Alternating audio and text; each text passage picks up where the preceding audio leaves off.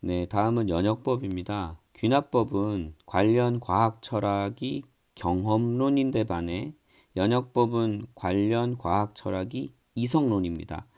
그 이유는 연역법은 사람의 그 논리를 기반으로 발달된 방법이기 때문에 철저하게 이성론을 따릅니다. 그런 의미에서 이 연역법은 이론적 과학 지식의 교수 학습 방법에 굉장히 효과적입니다. 그래서 연역법을 가장 많이 사용하는 학문이 수학입니다. 자, 수학에서 우리가 어떤 식들을 써 내려갈 때 x 플러스 4가 x 플러스 y가 4고 x 마이너스 y가 0이다라면 우리는 요 두 개의 전제를 통해서 x와 y가 각각 2라는 것을 찾아낼 수 있습니다. 이 과정에서 연역법을 사용을 하고 있는데 이와 같은 연역법이 가장 잘 통하는 게 바로 수학입니다. 자, 그다음 인지 발달이 완성되지 못한 초등학생이나 중학교 저학년 애들에게는 적합하지 못합니다. 왜냐하면 이 학생들은 인지 발달이 아직 되어 있지 않기 때문에 이와 같은 논리를 펴나갈 수 없다라는 거죠. 그 학생들에게 맞는 어떤 표현을 해서 그 학생들을 완벽하게 이해를 시킨다면 그 학생들 나름대로 어떤 논리를 펴나갈 수 있긴 하지만 인지 발달 상태가 완성되지 않은 학생들은 대부분 연역법으로 어떤 것을 유추할 수 있는 방법이 없습니다. 그래서 연역법은 중학교 고학년 이상의 학생들에게만 사용하는 것이 좋습니다. 연역법의 특징은 전제가 참이고 과정이 타당하면 항상 결론도 참이 됩니다. 반대로 전제가 참이 아니고 결론이 타당하지 않으면 과정이 타당하지 않으면 결론이 참이 될 수도 있고 거짓이 될 수도 있습니다. 제가 좀 전에 전제가 거짓이고 과정이 타당하지 않으면 결론이 참이 될 수도 있고 거짓이 될 수도 있다라고 했습니다. 전제가 거짓이고 과정이 타당하지 않으면 왜 참이 될 수가 있을까요? 반드시 거짓이 돼야 하는 건 아닐까요? 자, 이걸 논리적으로 이야기하면 전제가 거짓인데 과정이 타당하다면 반드시 결론은 거짓이 되겠죠. 하지만 전제가 거짓이고 과정이 타당하지 않다면 다시 참으로 돌아올 여지가 있습니다. 그렇기 때문에 결론이 참이 될 수도 있고 거짓이 될 수도 있다라고 말씀을 드린 겁니다. 자, 그다음 결론은 여러 전제가 통합되어 있을 뿐 전제 이외에 어떤 정보도 추가되지 않는다. 연역법의 특징이죠. 계속 같은 말들의 반복이에요. 우리가 수학 전제가 참인데 그 수학적인 어떤 식이 다른 형태로 변형이 되어 나갈 때 우리는 그거를 절대 의심하지 않습니다. 다시 얘기하면 비판적 사고를 하지 않는 이유가 수학식을 전개해 나가는 건 식의 변형일 뿐이지 거기에서 새로운 무언가를 새로운 무언가가 절대 추가되지 않기 때문입니다. 그런 의미에서 이 연역법의 결론은 여러 전제가 통합되어 있을 뿐 어떤 정보가 새로 추가되지 않는다라는 겁니다. 자, 연역법은 보편적인 원리에서 특수한 명제를 찾아내는 방법이 연역법입니다. 귀납법이랑 좀 반대의 개념이죠. 그래서 연역법은 포괄적인 과학 법칙이나 이론으로부터 세부적이고 단편적인 과학적 사실을 예측해 나가는 게 바로 연역법입니다. 자, 모든 인간은 죽는다. 모든 인간이 죽으니까 당연히 인간인 나도 죽겠죠. 이와 같이 모든 인간은 죽는다라는 그 포괄적인 과학 법칙에 의해서부터 나도 죽는구나 라는 세부적인 사실을 예측을 해 나가는 것이 바로 연역법입니다. 연역법 역시 귀납법과 마찬가지로 문제점이 있고요. 또 한계를 가지고 있습니다. 자, 어떤 문제점이 있는지 봅시다. 연역적 추론에서는 전제의 진위에는 관심이 없고 그릇된 전제로부터 그릇된 결론에 도달할 수 있다라는 겁니다. 다시 얘기하면 연역법은 비판적 사고가 아닌 논리적 사고를 기반으로 하기 때문에 전제의 진위에는 관심이 없다라는 겁니다. 그러니까 전제가 잘못되면 당연히 그 결론이 잘못되겠죠. 자, 그다음 새로운 정보를 생성하지 못하는 문제가 있습니다. 좀 전에 얘기했던 것처럼 기존에 주어진 그 전제에서 문장의 형태나 수학이라고 얘기한다면 식의 형태만 계속 변형시켜서 이끌어 나가는 것뿐이지 새로운 정보는 절대 거기에 들어가지 않습니다. 그것이 연역법이 가지는 문제와 한계입니다. 자, 제가 보고 있는 하버드 논리라는 책이 있는데요. 거기에 나와 있는 그 내용을 잠깐 여기에다 소개를 했습니다. 한번 퀴즈를 내보겠습니다. 스미스, 존슨, 밀러는 하버드 대학 교수입니다. 영어, 수학, 아랍어 학과 교수지만 이 셋이 각기 어떤 과목을 가르치는지는 알 수 없습니다. 단서는 스미스는 수업 시간 내내 영어를 사용을 하고 아랍어 교수는 한 학생의 외삼촌이고 밀러는 여교수로 그녀의 딸은 수학 교수에게 종종 질문을 던집니다.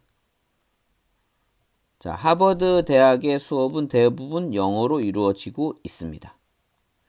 자, 각기 이 교수들이 가르치는 과목은 어떤 과목일까요? 자, 요걸 한번 생각을 해봅시다. 생각을 해서 지난번에 제출했던 메일로 제출을 하시면 출석을 인정을 하도록 하겠습니다. 정답은 사람마다 생각하는 방법이 다르기 때문에 정답을 요구하는 건 아닙니다. 여러분들이 어떻게 논리적으로 사고를 해 나갔느냐를 보려고 하는 것이지 너무 정답에 연연하지 않았으면 좋겠고요. 시간은 2주차니까 3월 29일 밤 12시까지 제출을 해 주시면 됩니다. 네, 시간 늦지 않도록 주의해 주세요.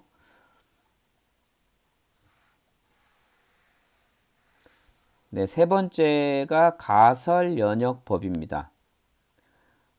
가설연역법은 어떤 과학적 철학과 관계가 있냐면 여기 보시는 것처럼 논리경험주의와 반증주의입니다. 논리경험주의는 단순하게 경험만을 중요시하는 것이 아니라 사람의 이성과 관계되어 있는 논리와 경험이 뭉쳐진 그런 과학 철학입니다. 논리경험주의고요. 반증주의는 어떤 현상이 옳으냐 그르냐를 증명해내기 위해서 옳은 사례를 계속 반복적으로 보여주는 것이 아니라 틀린 사례 하나만 딱 찾아내서 이 사실은 틀리다. 틀린 사실이 없으면 이 사실은 맞다. 라고 증명해내는 방법이 바로 반증주의입니다. 가설연역법은 이 논리경험주의와 반증주의를 기반으로 하고 있습니다. 가설연역법이 나온 이유는 당연히 연역법과 귀납법의 문제를 극복하기 위해서 제시된 과학적 방법이에요. 그러니까 우리가 어떤 논문을 쓸 때 가장 많이 쓰는 방법이 이 가설연역법입니다. 과학에서는. 자, 가설 추리 또는 가설 논증 또는 귀추법이라고도 합니다. 가설 연역법을 가설 추리, 그다음에 가설 논증, 귀추법. 그 의미를 보면 가설 연역법이라는 이 말의 의미를 보면 가설을 세워서 논리적으로 해결을 해 나가겠다라는 겁니다. 그래서 가설 추리 또는 가설을 세워서 증명을 해야 되니까 가설 논증이라고도 하는 거죠. 과학적 연구 방법, 아까 말씀드렸던 우리가 실험 논문을 쓸 때 그 실험 논문 쓰는 걸 과학적 연구라고 하는데, 과학적 연구나 그 다음에 과학 교수학습 방법에 매우 효과적인 방법입니다. 자, 가설 연역법을 그 네이버에서 검색을 해보면 아래와 같이 나와 있습니다. 몇 개의 일반적인 가설로부터 연역적으로 추리된 명제 체제에 의하여 경험적인 현상을 설명하는 방법. 즉, 그 체제의 근본적 전제인 가설은 실험 또는 경험에 의해 증명될 수 없기 때문에 그 가설로부터 연역될 수 있는 결과를 경험적으로 관찰 또는 실험하여 본래 가설의 진위를 검증하는 일종의 과학 탐구 방법이다. 그래서 가설 연역법을 다른 표현으로 하면 관찰 결과 일반화 진술을 도출하는 과정은 귀납적 과정을 따르고요. 그 다음에 일반화 진술의 예측 진술을 도출하는 과정은 연역법 과정을 따른다라는 겁니다. 다시 얘기하면 가설 연역법은 의미에는 연역법이라는 말이 들어가 있지만 그 과정을 보면 귀납법과 연역법의 장점을 동시에 받아들여서 과학적 지식을 만들어내는 방법입니다. 자, 예를 들어서 이제 가설 연역법의 예를 하나를 들어보면 이렇게 한번 해볼게요. 안경을 쓴 사람이 학습 능력이 뛰어나다.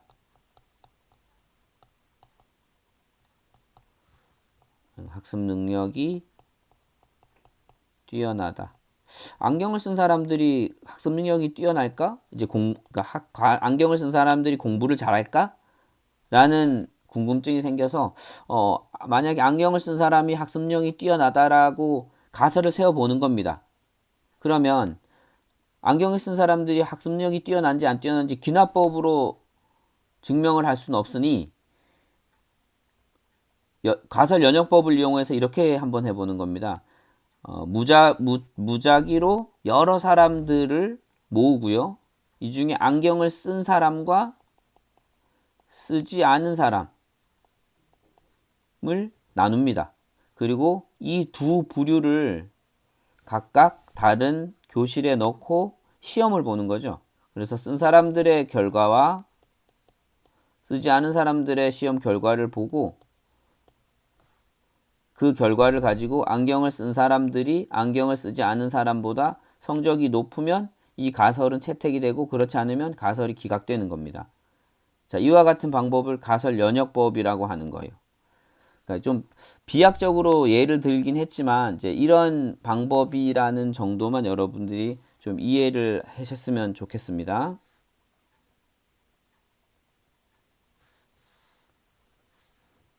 네, 가설 연역법의 절차가 있습니다. 네, 가설 연역 방법의 절차 첫 번째, 귀납적 과정. 자, 귀납적 과정 일반화된 진술이죠. 귀납적 과정 관찰 사실을 일반화하여 진술을 하는 거. 관찰 사실을 일반화하여 진술하는 거. 예를 들면 이제 구리선에 전류가 흐르는 것을 관찰을 했습니다. 구리선에 전류가 흐르는 것을 관찰하고 진술을 하는 거예요. 그 다음에 이제 두 번째, 초기 조건. 이제 실험 상황을 만드는 겁니다. 초기 조건에 의해서 설정을 하는 거죠. 실험을 수행할 조건을 제시한다. 그래서 예를 들어서 이 전선은 구리로 만들어져 있으며 전기 회로에 적절하게 연결이 되어 있다. 자, 이런 실험 조건을 만드는 겁니다. 상황을 설정을 하고요. 그 다음에 연역적 과정. 예상, 진술 또는 검증 가설을 제시하는 겁니다. 초기 조건에 따라 검증할 가설을 일반화 진술에서 도출한다. 여기서 지금 이제 가설을 제시하는 겁니다. 이 전선에는 전류가 흐를 것이다 라고 가설을 세웁니다.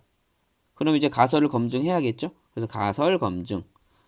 가설 검증해서 가설이 수용되느냐 아니면 가설이 기각되느냐예요. 실험을 통해서 수집한 자료를 근거로 가설을 검증한다. 실제 전류가 흐르면 이 구리 전선에는 전류가 흐를 것이다 라는 가설을 수용을 하고요. 그렇지 않으면 가설을 기각하는 겁니다.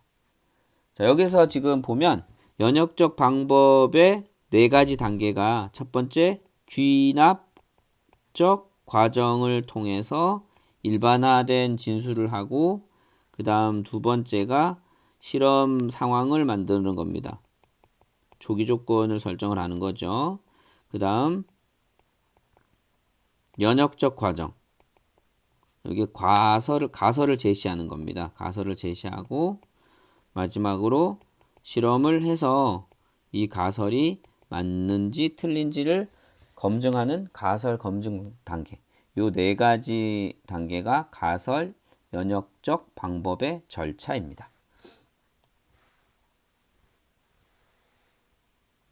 자, 역시 가설 연역법도 그 문제와 한계가 있을 겁니다. 왜냐하면 그 과정에서 여러분들이 보셨지만 귀납적 방법도 채택하고 있고 연역적 방법도 채택하고 있기 때문에 가설 연역적 방법은 당연히 귀납적 방법이 가지는 문제점과 연역적 방법이 가지는 문제점을 그대로 가지고 있을 겁니다. 여기 보시면 귀납적 일반화와 연역적 추리 과정에서 볼 수 있는 문제와 한계를 그대로 포함하고 있다 라는 겁니다. 그 다음 가설연역법의 한계가 뭐냐면 가설 설정이 필요 없는 어떤 조사와 같은 연구에는 전혀 사용할 수가 없다라는 겁니다. 이미 어떤 상황이 다 만들어져 있고 그 상황에서 어떤 현황을 파악하거나 실태를 조사하는 그런 연구들에서는 우리가 가설을 세울 수가 없거든요. 그 결과를 보고 이러이러하구나 라는 결론을 내릴 뿐이지 어떠할 것이다 라는 예측을 할 수가 없어요. 그러니까 그런 실태 조사에는 가설 연역적 방법을 절대 사용할 수 없다라는 겁니다. 뿐만 아니라 검증할 수 없는 가설이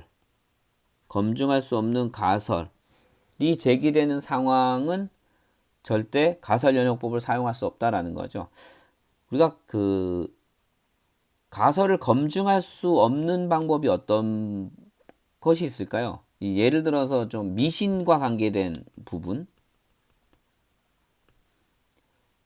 그 다음에 사후 세계의 존재 여부, 이런 것들은 사실은 검증이 불가능하죠. 그 다음 사람이 직접 경험할 수 없는, 그러니까 간접적인 경험이 아니라 직접 경험할 수 없는 우주세계와 같은 것들은 검증할 수 없는 부분이기 때문에 이런 부분에서는 가설 연역법을 사용하지 않습니다.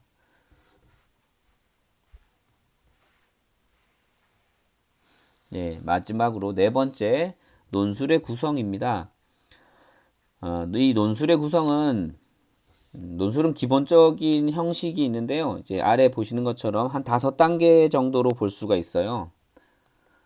어떤 문제가 주어지면 이제 먼저 제시문을 파악을 해야 됩니다. 이제 문제를 출제한 사람이 어떤 의도로 문제를 냈는지, 그래서 이제 논제를 파악하라는 거죠. 논제가 우리가 논의할 문제잖아요. 그러니까 그 문제를 보고 문맥을 읽고 이 문제를 낸 목적이 뭔지, 그 다음에 의도가 뭔지를 파악하는 것이 논술에서 가장 중요한 부분입니다. 문제를 제대로 이해하지 못하면 그 글이 다른 산으로 가게 되는 거죠. 그러니까 문맥을 파악하고 목적을 알고 의도를 파악하는 것이 가장 중요합니다. 그 다음 이 문제 제시문이 파악이 되고 논제가 파악이 되면 이제 글을 쓰는 사람, 이제 여러분들이죠. 여러분들의 주제를 주장하는 겁니다. 논술을 쓰는 사람의 그 주제를 주장하고 내가 주장하는 그 주제에 대해서 근거를 제시해야 됩니다. 그 근거를 제시하는 것을 논거라고 하죠. 타당한 근거, 논거, 근거를 제시하고 그 논거에 대해서 증명을 가는 겁니다. 다시 얘기하면 논거에 대한 구체적인 사례를 들으라는 겁니다.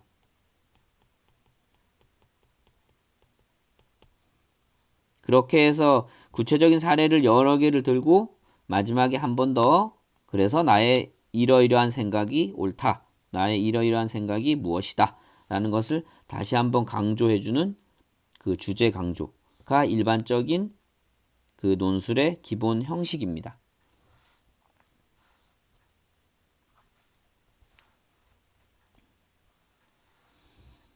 자, 논술의 구성을 보면 이제 가장 일반적으로 사용되는 형식입니다. 자, 옆에 그림을 보시는 것처럼 어떤 주제가 주어지고요. 여기다 제목을 씁니다. 제목을 쓰고 첫 번째 문장은 서론, 첫 번째 문단입니다. 그 다음에 본론, 결론 이렇게 크게 세 부분으로 구별할 수 있는데 보통 서론은 자기가 주장하는 부분을 요 끝부분에다가 위치시킵니다. 끝부분에 위치시킨 걸 미괄식이라고 하죠. 그래서 일반적으로 서론에는 자신의 주장을 미괄식으로 표현을 한다. 자, 본론에 들어오면 이제 논거를 자기가 주장하는 것에 대한 논거를 제시해야 되는데 그 논거를 구체적으로 여러 개의 사례를 들으라고 했잖아요. 그 여러 개의 사례가 여기 그림에서는 한 3개 정도가 주어진다고 하면 그 논거는 두 가지식으로 표현해 주는 것이 중요합니다. 두 가지식으로. 그리고 그 논거에 대해서 이제 설명을 해 나가는 거죠. 그 다음 마지막으로 결론은 다시 자기가 주장하는 것을 나름 정리를 해서 가장 끝 부분에다가 다시 한번 주장을 강조하는 형태를 취합니다. 요게 일반적으로 그 논술을 쓰는 가장 대표적인 형식이에요.